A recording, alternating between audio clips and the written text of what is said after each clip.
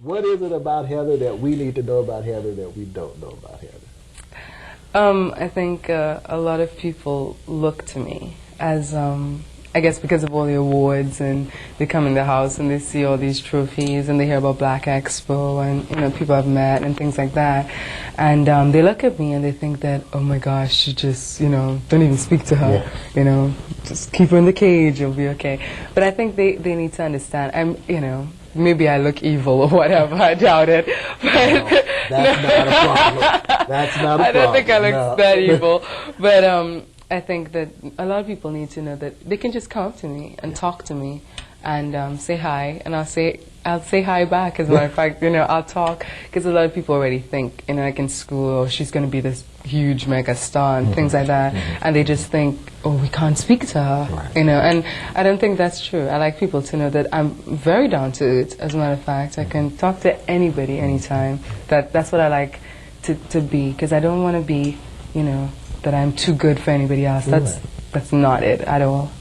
You know, and that's excellent, because the bad part about that is sometimes we can't control that, though. You know, you can be open, you can be friendly, you can be the most generous, nice person in the world. Exactly. But some people still will have an impression that, well, I can't talk to her or whatever.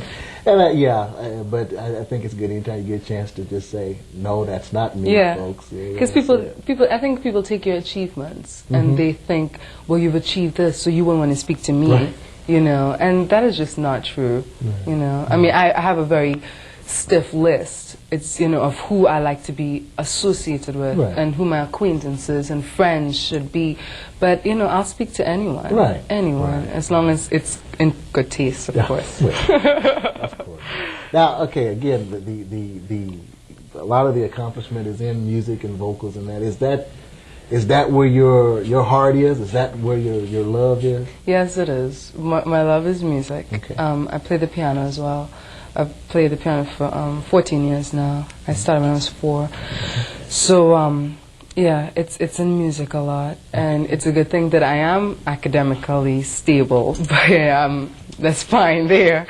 But it's in music. I concentrate on music right now quite a bit. Okay. Where's your drive? What pushes you? What makes you want to do and be an achiever and accomplish the things that you've accomplished? Well, besides my mommy, she's very, you know, she pushes me enough. You know, she doesn't say you have to do it, but just the fact that she's there, that's an inspiration. I am a push for myself. I like to make myself know that I know my capacity. And I like to know that you can do this, so I push myself.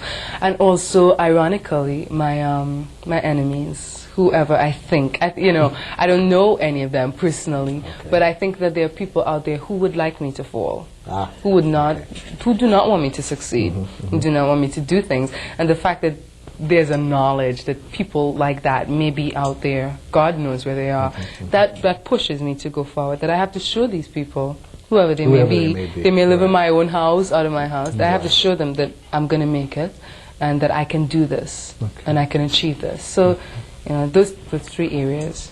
Yeah, and that's interesting. I think, I think anyone that accomplishes anything would say something. Well, they may not admit it, but there's always a thing of, I don't say a fear of failing, but not letting anyone see you fail. Yeah, I think that's basically it. Because I really don't like people telling me, well, I told you so. Yeah. You know, you were never going to make it in the first place. You know, that kind of thing. So at first begin, I don't go into things that I know I may not be able to do. You know, because I don't ever want people to say, well, I knew she wouldn't make it in that. Once I put my foot in it, I want to be able to finish it off. To finish it off, good or bad, it has to be finished. Well, finish it off. That says a lot. What's your most proudest accomplishment? What are you happiest with? There are a lot. There's so many, and each one, after I get off the stage, I'm proud, or you know, academics, anything like that, getting my honors society buttons and anything like that. I am proudest of those. I think one of the ones that I'm most proud of is the Civic Theater. I got the lead there, and I think I'm one of the first people to get a lead at this age at Civic. And of course this color. The show, I did the Fantastics, and the show is written for a blonde person with gold hair and skin that turns blue.